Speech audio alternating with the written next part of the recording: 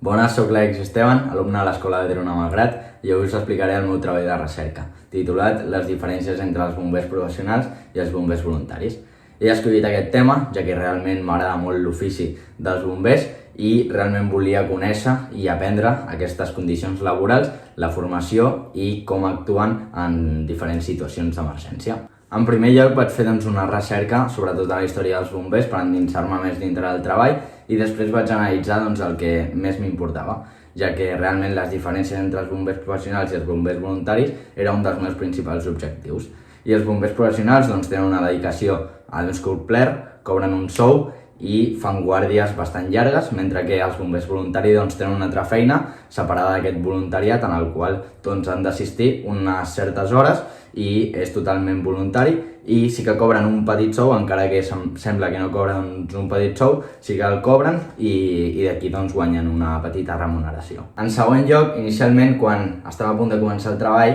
realment pensava que aquestes diferències entre ells dos podrien generar diferents tensions, diferents conflictes, etc. entre ells dos, però un cop fet el treball he pogut conèixer que la vocació i l'esforç i la dedicació per a aquesta feina supera totes aquestes diferències i puc concloure que no hi ha cap tipus de conflicte entre aquests dos grups. En tercer lloc, una de les coses que m'ha sorprès més a l'hora de fer aquest treball de recerca és el suport psicològic que han de tenir els bombers a l'hora de fer la seva professió, ja que han de superar situacions de suïcidi, situacions d'accidents, situacions d'emergència del risc, i això suposa un gran impacte psicològic i molts d'ells han necessitat ajuda a l'hora de gestionar aquestes petites situacions. I en quart lloc he realitzat un pla d'educació a casa meva per veure què sap la gent sobre aquests plans d'educació i realment conscienciar a la gent de la importància que tenen aquests plans d'educació.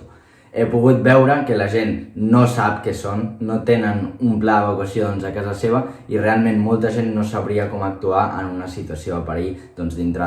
de casa seva. Puc concloure que aquest treball de recerca ha sigut una experiència enriquidora que m'ha permès realment conèixer més coses tècniques, coses pràctiques, coses humanes, coses professionals dels bombers i puc concloure que